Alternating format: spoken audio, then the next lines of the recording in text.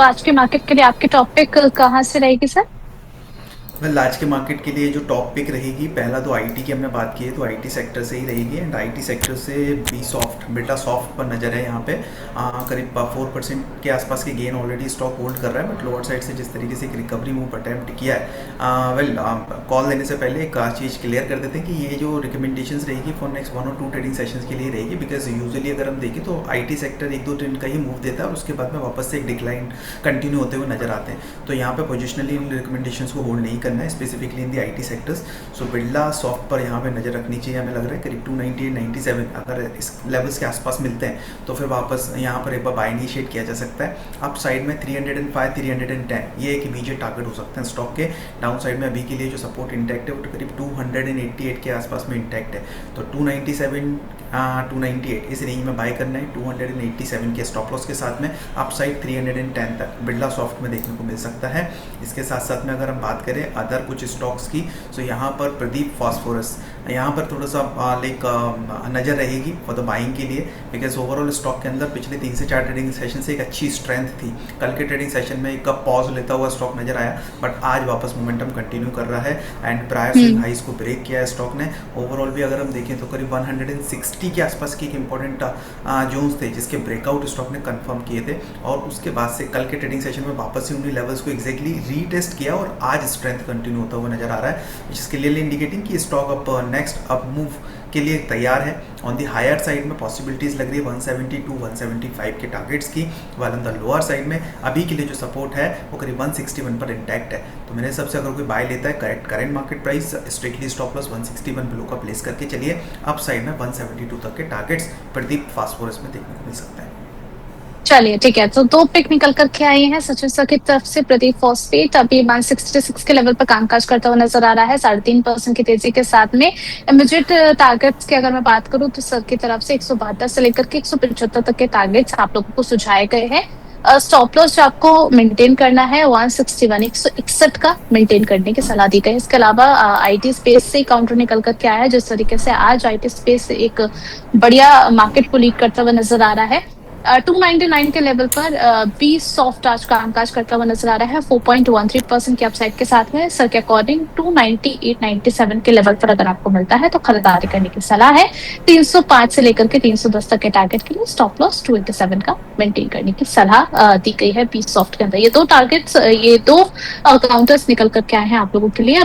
Sir आज hero MotoCorp तेजी के साथ कामकाज करता हुआ भी नजर आ रहा है, 1.40% के अपसाइड है 5627 के लेवल पर। अभी फ्रेश एंट्री के लिए थोड़ा सा लेट हो चुके हैं सर, या फिर अभी भी की जा सकती है? वेल मेरे हिसाब से तो बिल्कुल की जा सकती है, और यहाँ पर एक फॉर्मेशन बन रहा है pole and flag patterns technically जिसको हम बोलते हैं, और वो एक पैटर्न फॉर्म होता हुआ नजर आ रहा है। साथ साथ में प्रायर डे पर अगर हम देखें तो स्टॉक ने एक जो प्रायर स्विंग हाइस थे करीब 5500 के आसपास के, यहाँ पर हमने एक ब्रेकआउट देखा था स्टॉक के अंदर अराउंड अगस्त, हाँ स्टार्टिंग ऑफ अगस्त सीरीज में उन्हीं लेवल्स को रीटेस्ट किया, और उसके बाद में जो है आज एक स्ट्रेंथ कंटिन्यू होती हुई नजर आ रही है। सो एक पोल एंड फ्लैग जैसे पैटर्न्स यहाँ पे फॉर्म होते हुए दिखाई दे रहे हैं। मेरे हिसाब से बिल्कुल लेट नहीं है, यहाँ पे एंट्री ली जा सकती है। स्टॉप लॉस का जरूर ध्यान रखेंगे, 5500 बिलो का एक स्टॉप लॉस प्लेस करके चलना चाहिए। अपसाइड यहाँ से अगर कंटिन्यू होता है तो पॉसिबिलिटीज है एक बार 5800 एंड 5900 तक के टारगेट्स को चीज करनी। चंद्र सर, आप जरा बता दीजिए आपके टॉपिक आज के मार्केट के लिए कौन कौन सी रहेंगी? तो वैसे आज के लिए एक स्टॉक अच्छा लग रहा है, आर्चिड प्लाई इंडस्ट्रीज। ये ऑलरेडी मैंने लोअर लेवल पर अपने क्लाइंट्स को रिकमेंड किया हुआ है, फिर भी अभी भी अच्छा लग रहा है, तो करंट प्राइस पे ऐड किया जा सकता है आर्चिड प्लाई को। और इसके जो टारगेट रहेंगे 115, 125 और 135 के। 25 और 35 के, ठीक है। स्टॉप लॉस सर क्या लगाना है? उसमें स्टॉप लॉस रहेंगे 95 का।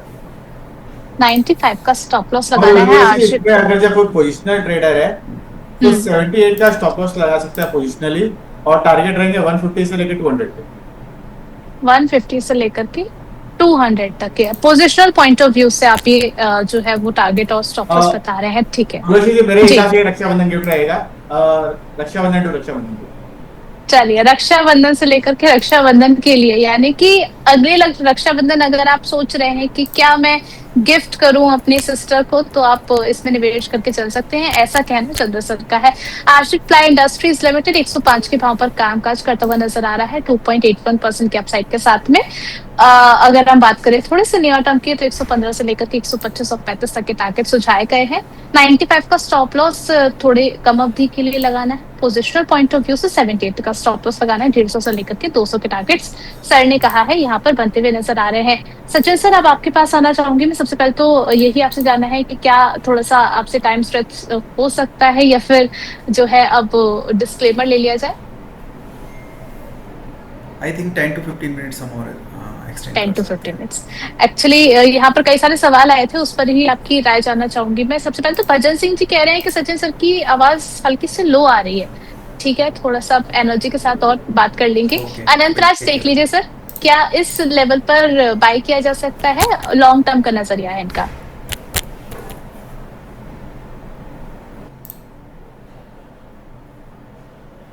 अनंतराज लिमिटेड में इस लेवल पे बाय, मेरे हिसाब से एक हायर साइड से ना कुछ रिट्रेसमेंट देखने को मिले हैं, और पिछले हफ्ते से हम एक गिरावट भरा रुख स्टॉक के अंदर देख रहे हैं।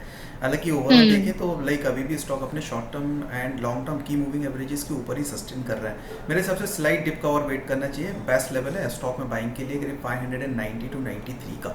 सो 590 593 ये लेवल्स अगर मिलते हैं तो वहाँ से एक बार बाय इनिशिएट किया जा सकता है, और पॉसिबिलिटीज़ है अराउंड दैट लेवल से स्टॉक के अंदर रिवर्सल आने की।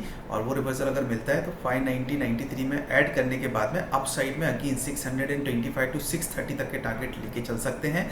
एंड उसके इसमें स्टॉप लॉस प्लेस करना होगा 578 का।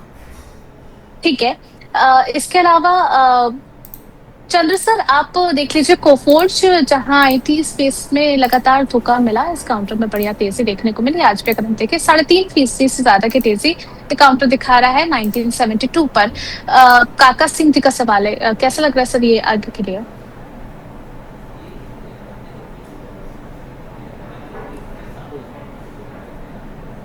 चंद्र सर? हाँ बस आवाज आ रही है, एक सेकंड। जी।